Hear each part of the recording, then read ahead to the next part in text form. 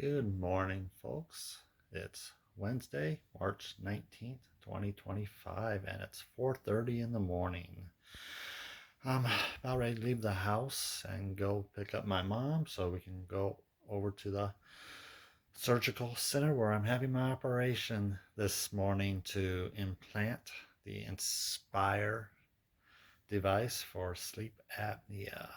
Uh, yeah, this is a little bit of a scary surgery from what I see on YouTube videos, and not to mention me having the autoimmune disease generalized myasthenia gravis. Having any type of surgery going under general anesthesia is, yeah, it's scary because it can lead to a myasthenic crisis. So I'm really hoping everything goes well. I don't have any complications. I don't get thrown into a myasthenic crisis. And yeah, it should be outpatient if it does go well. I should leave the hospital around noonish. So we'll see what happens. All right, we're all set up and ready to go. Wish me luck, folks. Hey, folks, I made it out of surgery and recovery, and we're just waiting for them to take my IV thing out so it can be released. But we have a blizzard condition going on outside, so the drive home is going to be fun here in Omaha, Nebraska. So as you can see, they got an incision here for when they wrapped up that nerve around the tongue that moves forward, and then I have a, I don't know if you can see it or not.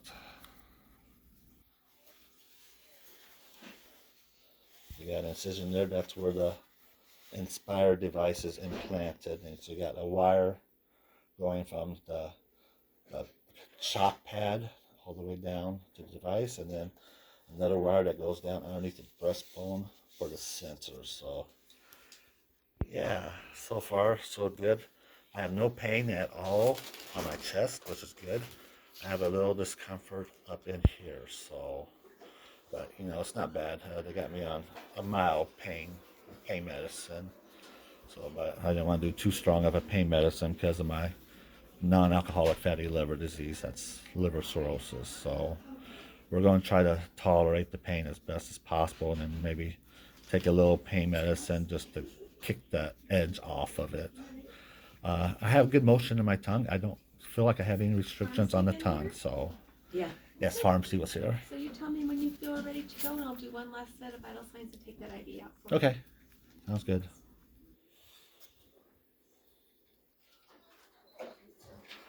More to come.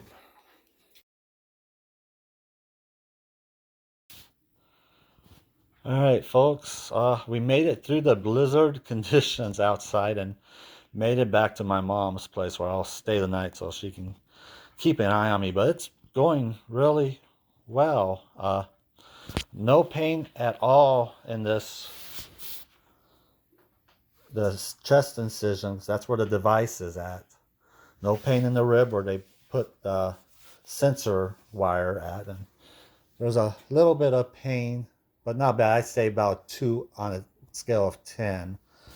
They got me on tramadol pain relief. I got about another hour or 15 minutes before I take my next one. So maybe that's why I'm not experiencing a whole lot of pain. I don't really like to do pain medicine, but I'll take it today. I'll take one at 4, then I'll take again at 8, and then that might be it. We'll see how I feel in the morning, because I won't be able to drive home, and you can't drive while on pain medicine anyway. So I want to make sure I can drive home in the morning, and then once I get home, we'll see how I feel, if I need to take it again or not. But overall, it was a smooth process. Thank God for no complications. They did give me a big stress dose of a steroid right before the surgery to help and make sure that I didn't have a myasthenic crisis with my autoimmune disease, which was good. They said they didn't have any issues with it, so I didn't have any episode or anything during the surgery, and nothing afterwards. I did take a little while to come out of anesthesia, I slept a lot afterwards. The surgery was at like 7, 7:30, somewhere on there when they took me back for surgery. And when I woke up, it was 12 o'clock. And the surgery was only 2 hours long. So I slept probably close to 3 hours, or was unconscious after surgery for a good 3 hours before I was conscious enough to know that I was conscious in the recovery. So, but that's normal for me. I always have a hard time with anesthesia, and I don't know if that was added to it because I have GMG now. I have the autoimmune disease, but who knows? But yeah, everything so far so good. Now I have a follow-up appointment on next Wednesday, March 26th, to see how everything is looking, and then the doctor will release me to go back to work if everything looks well. And then it's between 4 to 6 weeks. I think they said more on the 6 week side is when they'll actually turn the device on so I can start using it at the low levels at night. So I still got a little ways to go to see if the device actually works. So once it's turned on, like I said, it's at the lowest level, and then we have to gradually increase the level until it gets to a point where I need it to be at to prevent sleep apnea. So in the meantime, I'll continue to use my CPAP machine, and thankfully the incision is more here, and my strap on this side goes right here, so it shouldn't affect that, but I just have to be careful. I can't sleep on my right side, which is bad because I sleep on my right side in general. Sometimes I roll over to my left side, but for the most part, I fall asleep on my right side, and I usually wake up on my back. I roll over on my back eventually when I'm sleeping, but yeah, so that's going to take some getting used to falling asleep on my back. For the first week, I think they said don't sleep on even on my left side, to sleep on my back. So yeah, that'll be a change, especially with my CPAP. So if I try to fall asleep on my back with my CPAP, it leaks. That's one reason I like to sleep on my side, because it puts more pressure. I can put more pressure on the mask so it doesn't leak. So, but I won't wear it tonight because I'm at my mom's. I didn't bring it with me, so I won't wear CPAP tonight.